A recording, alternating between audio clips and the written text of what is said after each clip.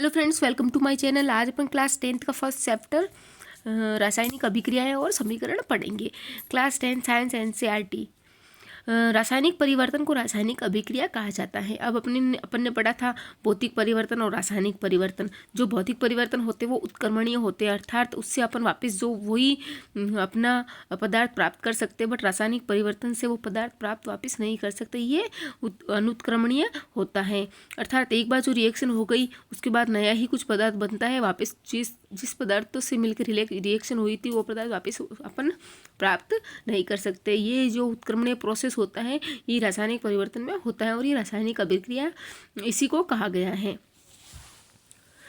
रासायनिक अभिक्रिया के दो भाग होते हैं, अभिकारक और उत्पाद।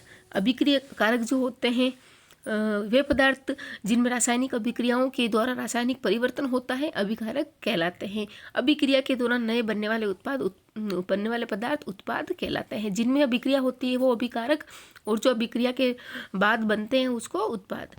शब्द समीकरण में अभिकारकों के उत्पाद में परिवर्तन को उनके मध्य एक तीर का निशान लगाकर दर्शाया जाता है। तीर का सिरा उत्पाद की ओर इशारा करता है और अभिक्रिया होने की दिशा को दर्शाता है। अभिकारकों के बीच योग अर्थात प्लस का चिन्ह लगाकर उन्हें बाईं ओर LHS मतलब लेफ्ट हैंड साइड में लिखा जाता है। उसी प्रकार उत्पादों को राइट हैंड साइड में प्लस का चिन्ह लगाकर लिखा जाता है। शब्दों के बीच रासायनिक सूत्र का उपयोग करके रासायनिक समीकरणों को अधिक संक्षिप्त और उपयोगी बनाया जा सकता है। एक रासायनिक समीकरण एक रासायनिक अभिक्रिया का प्रतिनिधित्व करता है।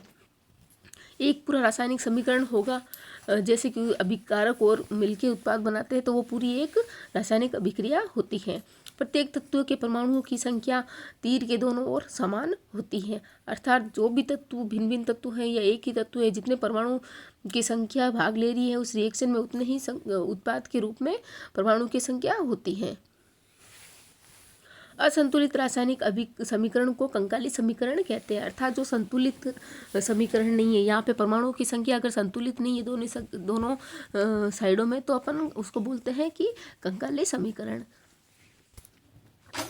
अब अपन देखते हैं कि जो देखो ऐसे Na+Cl ये दो तत्व हो गए, ये तत्व Na ये Cl तत्व है, तो ये भिन्न भिन्न तत्व के परमाणु मिलकर एक NaCl ये उत्पाद बनाते हैं। ये उत्पाद बोलते हैं इसको, इन दोनों को बोलते हैं अभिकारक।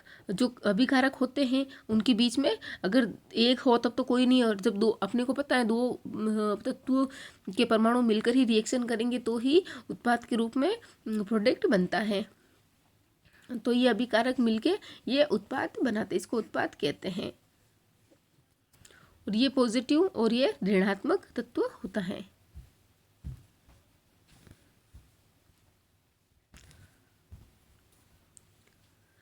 द्रव्यमान संरक्षण के नियम को संतुष्ट करने के लिए रासायनिक समीकरण को संतुलित किया जाता है, अर्थात जितने द्रव्यमान अभिकारकों का होता है उतना ही द्रव्यमान उत्पाद का होता है। जो भी उत्पाद बनेगा उतना ही द्रव्यमान का उत्पाद बनेगा। द्रव्यमान संरक्षण के नियम किसी भी रासायनिक अभिक्रिया में द्रव्यमान का ना तो सर्जन होता है ना ही विनाश होता है।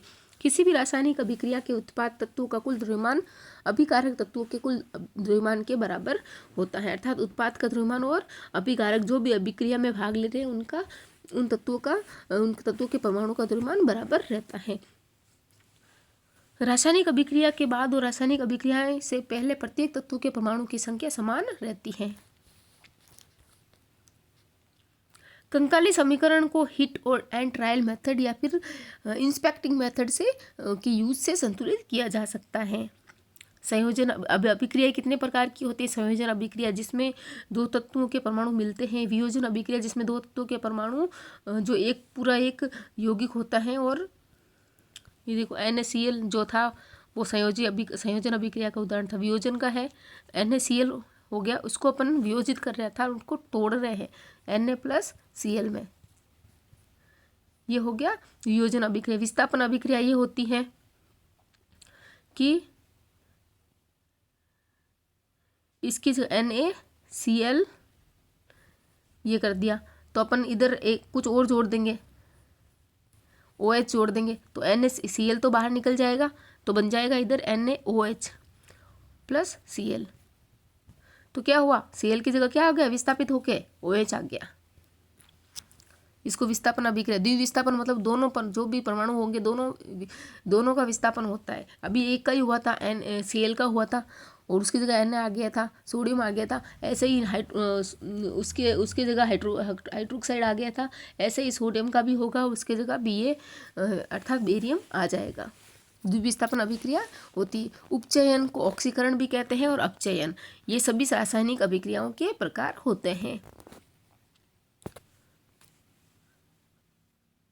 संक्षारण और विकृत गंधिता उपचयन अभिक्रिया के प्रभाव के कारण होते हैं। उपचयन को अपन ऑक्सीकरण भी कहते हैं, ऑक्सीकरण अभिक्रिया। अर्थात संक्षारण जो और विकृत गंधिता मतलब जो भी कुछ भी फ्राइड फूड हो या फिर कुछ चिप्स के पैकेट होते हैं उसमें थोड़ी देर खोल के छोड़ देते हैं तो उसमें गंध आने लग जाती है, वो गंध आना ही विकृत गंधिता कहलाती है। ये सारे गंध आना और जो भी लोहे का सड़ना, लोहे के ऊपर जंग लगना, ये और कोई भी चीज़ जैसे कि पीतल, ये अपना पीतल होता है उसके ऊपर भी येलो ग्रीन कलर का संक्षारण हो जाता है, वो सारे ऑक्सीकरण की अभिक्रियाओं के द्वारा ही होता है।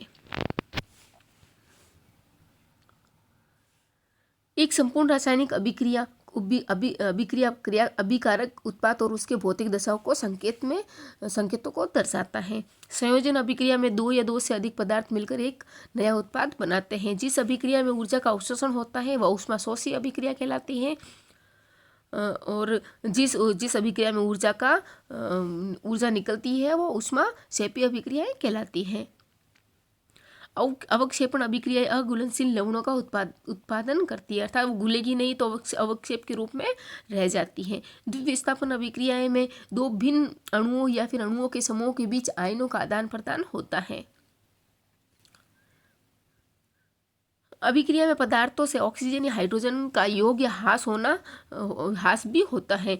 तो अगर ऑक्सीजन का योग हो तो वो ऑक्सीकरण कहलाता है और ऑक्सीजन का ह्रास हो तो अपचयन का प्रोसेस कहलाता है। ऑक्सीजन का योग होना और या फिर हाइड्रोजन का निकलना ऑक्सीकरण या फिर उपचयन कहलाता है और ऑक्सीजन का निकलना और हाइड्रोजन का जुड़ना अपचयन का प्रोसेस कहलाता है।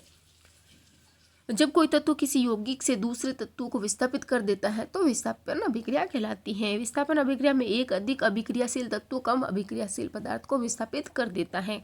जैसे आयरन जिंक और कॉपर को विस्थापित कर देता है। जो आयरन होता है वो जिंक और कॉपर को विस्थापित कर देता है क्योंकि आयरन जिंक और कॉपर से अधिक अभिक्रियाशील होती है। ये अभिक्रियाशीलता की सारणी होती है, उसमें आयरन की अभिक्रियाशीलता ज़्यादा होती है जिंक और कॉपर से, इसलिए वो दोनों को विस्थापित करके उसकी जगह आ जाता है। द्विविस्थापन अभिक्रिया में आयनों का आदान प्रदान होता है। हमारे भोजन में ऑक्सीजन की वृद्धि से भोजन का ऑक्सीकरण तेजी से होता है जिससे वह विकृत गंधिता हो जाता है। विकृत गंधित पदार्थों का गंध और स्वाद बदल जाता है।